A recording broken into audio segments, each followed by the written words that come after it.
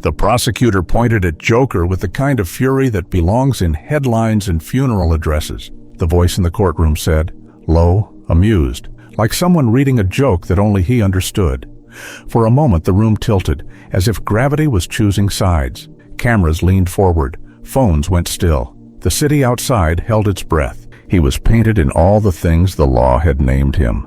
Spectacle, menace, a walking mockery. The prosecutor's finger trembled with righteous heat, an accusation sharpened by loss, by the private names of people the courtroom had learned to love and forget. Everyone wanted him to break. Everyone expected the scream of a villain. Instead, he smiled, and the smile did something worse than soothe. It shifted the angle of truth. In that single impossible instant between accusation and outrage, he moved. Not a flourish for the cameras, not a grand speech. Just one small, almost careless act that rewired the room. A folded photograph slid across the table. A name was whispered into a microphone the prosecutor never noticed. A laugh that came out too soft to be dismissed. The fury faltered, the narrative stumbled, and the entire mood of the trial changed, as if someone had switched the lights from white to neon. This isn't a story about clowns and chaos.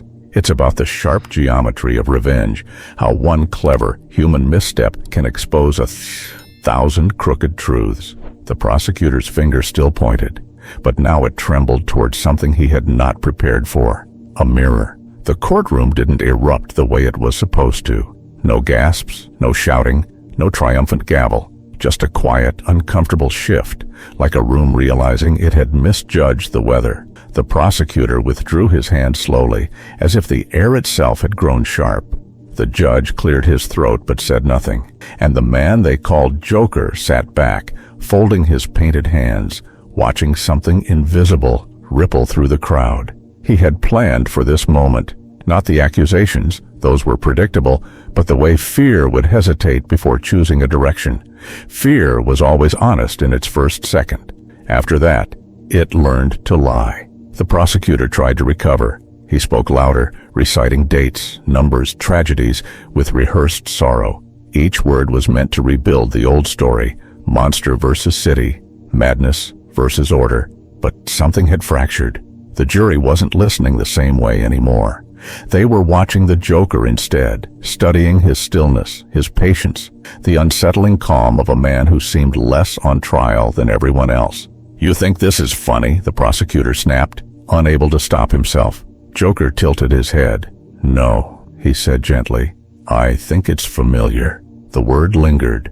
Familiar. It carried the weight of shared experiences, closed doors, unanswered calls, signatures that ruined lives while smiling for cameras.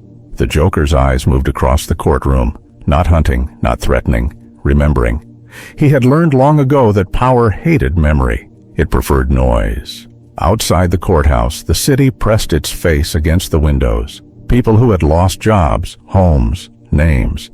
People who had learned the exact price of silence. They had come to see a villain punished. What they were witnessing instead was something far more dangerous. A man refusing to play his assigned role. Joker leaned forward. "You're angry," he said, not to the prosecutor, but to the room. "You should be. Anger is a compass. It tells you where the wound is." The judge warned him to stay on topic. Joker smiled apologetically, as if chastised at a dinner table. He complied by telling a story, not about himself, about a city that sold hope in installments, about men who shook hands with one hand and erased people with the other, about justice that moved only when the cameras demanded it. He never named names. He didn't have to. The truth has a way of recognizing its own shape. The prosecutor's face had gone pale. Fury was giving way to something colder. Calculation. He objected, demanded order, demanded the Joker be silenced. But the more he pushed, the more the room seemed to pull away from him. Authority, Joker knew, was a performance. And tonight, the lead actor was forgetting his lines. During a brief recess, the Joker was led into a side room. No windows, no audience. Just concrete walls and the low hum of fluorescent lights. A guard stood near the door, trying not to stare. "You don't look like someone enjoying this," the guard said, surprising himself. Joker glanced at him. The makeup was cracked around his eyes now, the smile less theatrical up close. "Enjoyment is loud," he replied. "This is necessary." The guard swallowed. "Why do it like this?" Joker considered the question. "Because if I disappear quietly, nothing changes. If I scream, they call me insane. But if I stand here and let them point, people start asking why the finger is shaking." Back in the courtroom, the prosecutor had made a call. Favors were requested. Old alliances stirred. The machinery of influence began to turn, slow but relentless. This trial was becoming a liability. When proceedings resumed, the mood had shifted again, tighter, sharper. The judge's patience thinned. The prosecutor adjusted his tie, regained his posture. He smiled for the jury, a smile that promised safety if they behaved. Joker noticed. He always noticed the moment when fear disguised itself as confidence. The prosecutor leaned in. "You want them to believe you're some kind of savior," he said, "but people died."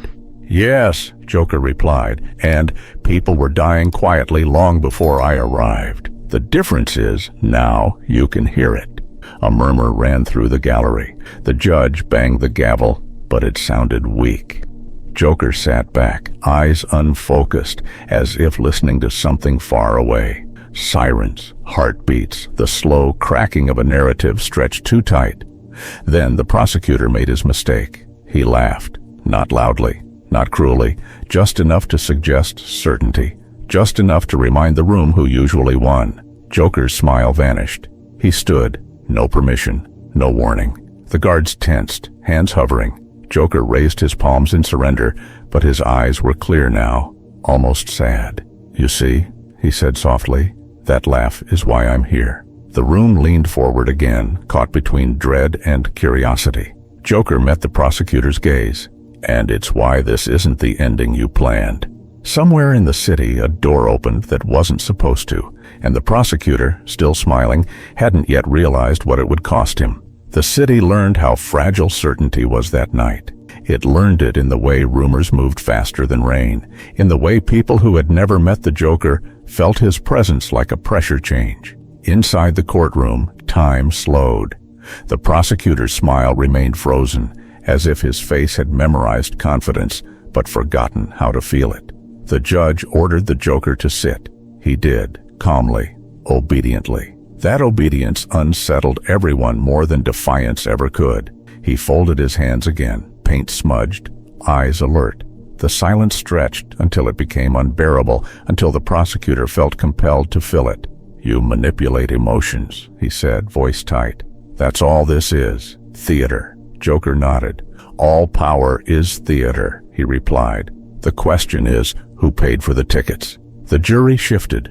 One woman pressed her fingers together, knuckles whitening. She had lost a brother years ago, lost him to a system that explained itself well and fixed nothing. She had arrived ready to convict. Now she wasn't sure what she was supposed to be protecting. The prosecutor resumed, but his words lacked gravity. He spoke of order, of deterrence, of lines that must never be crossed. Joker listened politely, like a man hearing a sermon he'd already lived through. When the prosecutor finished, he expected applause in the form of procedure. Instead, he received hesitation. "May I ask one question?" Joker said, voice steady. The judge hesitated, then nodded. Joker turned, not toward the prosecutor, but toward the jury. "How many of you have ever been told to wait?" he asked. "Just a little longer. For justice, for fairness, for someone to notice." No one answered. They didn't need to. "I waited," Joker continued. "I waited while promises aged into excuses, while apologies replaced accountability. I waited until waiting became a kind of cruelty." The prosecutor objected again, but the judge didn't interrupt this time. Something in the room had shifted beyond rules. Joker wasn't pleading. He wasn't justifying. He was confessing to a shared experience. "They call what I do chaos," Joker said. "But chaos is only what order looks like when you stand on the wrong side of it." The prosecutor stood abruptly. "This is enough," he said. "You don't get to rewrite reality because you're charismatic." Joker looked at him with something close to pity. "I didn't rewrite it," he said. "I just stopped editing." The judge called for a recess. Again, this time longer. Doors closed. Conversations whispered. The city outside pressed closer, sensing an outcome it couldn't yet name. In a hallway lined with portraits of men who had once believed in law, the prosecutor paced. His phone buzzed. He ignored it. He told himself this was temporary, that systems corrected themselves, that people like the Joker burned bright and then burned out. He didn't notice the way the building itself seemed to listen. When court resumed, the judge's voice was different, measured, careful. The prosecutor felt it then, the first real flicker of fear, the kind that didn't shout, didn't run, the kind that calculated. The judge addressed the jury. Procedures, deliberations, responsibility. The words landed heavy, final. Joker sat quietly, eyes closed as if resting. As the jury filed out, Joker opened his eyes and met the prosecutor's gaze one last time. "You should have kept your finger down," he said softly. "Pointing always reveals where you're afraid to look." Hours passed. The city waited. Sirens wailed somewhere far away, unrelated but symbolic. When the jury returned, no one breathed. The verdict wasn't clean. It never was going to be. Some charges held. Others fell apart under scrutiny that hadn't existed before tonight. The room buzzed, not with triumph or defeat, but confusion. The judge read the decision. A balance struck. A compromise that pleased no one. As guards approached, Joker stood willingly.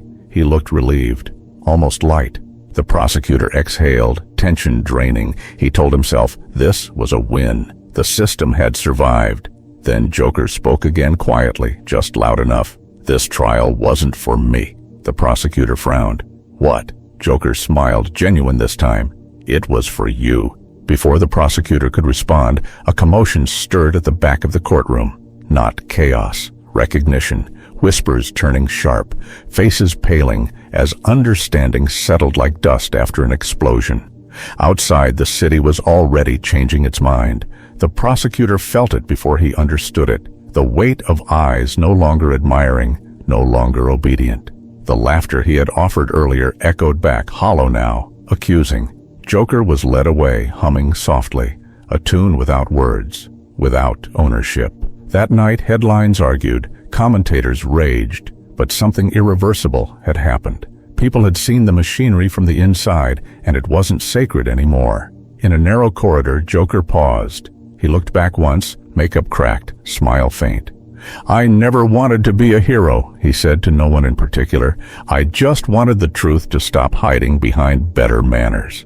The door closed. The city breathed differently. And somewhere, a man who had once pointed with fury realized the finger had always been aimed at himself. Sometimes, justice doesn't arrive in uniform or light. Sometimes, it laughs softly, breaks the pattern, and leaves you staring at the mirror you avoided. Because the most dangerous villains aren't the ones who burn the city. They're the ones who make it question itself.